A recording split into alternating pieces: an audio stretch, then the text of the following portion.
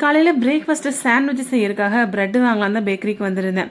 ஆனால் என் கண்ணு ஃபுல்லாக பார்த்தீங்கன்னா இந்த எக் பப்ஸ் மேலே தான் இருந்துச்சு. சரி சாப்பிட்டு ரொம்ப நாளாச்சுன்னு சொல்லி ஆளுக்கு ஒன்று வாங்கிட்டு வந்து காலையில் பிரேக்ஃபாஸ்ட்டை முடிச்சாச்சு. லாஸ்ட் டைம் டிமார்ட் போயிருந்தப்போ இந்த லைட்டர் செட்டு வாங்கிட்டு வந்திருந்தேன். இதில் ஒரு லைட்டர், ஒரு பீலர், ஒரு நைஃப் இருக்கும். 99 ருபீஸ்க்கு வந்து கண்டிப்பாக ஒர்த்து தான். குவாலிட்டியுமே சூப்பராக இருந்துச்சு. மதியானம் லஞ்சுமே பார்த்தீங்கன்னா கொஞ்சம் சிம்பிளாகவே முடிச்சிட்டேன். கொஞ்சம் டயர்டாக இருக்க மாதிரி இருந்துச்சு. அதனால் சாப்பாடு, ரசம், முட்டை பொரியல், பப்பாயா வந்து ஒரு பழுத்த பழம் இருந்துச்சு, அதையுமே கட் பண்ணிவிட்டு இது கூட தயிர், இதை எல்லாமே வச்சு மத்தியானம் லஞ்சை முடிச்சாச்சு. வெள்ளை துணியெல்லாம் நனைச்சி வச்சுருந்தேன். ஒரு 4 மணி போல் துவைச்சி போடலான்ட்டு துவைச்சி போட்டாச்சு. நானுமே குளித்து ஃப்ரெஷ்ஷப் ஆயாச்சு. ஈவினிங் ஸ்நாக்ஸுக்கு பார்த்தீங்கன்னா க்ரீம் சீஸ் பட்டர் கார்லிக் பன் தான் செஞ்சுருந்தேன். டேஸ்ட்டு சூப்பராக தான் இருந்துச்சு. இது சாப்பிட்டு முடிக்கிறக்குள்ளே பார்த்தீங்கன்னா மீஷோலேருந்து ஒரு பார்சல் வந்துருந்துச்சு. ஆயில் கேன் தான் ஆர்டர் போட்டிருந்தேன். 150 ருபீஸ்க்கு வந்து 2 கேனும் ஒரு பீலரும் கொடுத்துருந்தாங்க. கண்டிப்பாக ஒர்த்து தான்.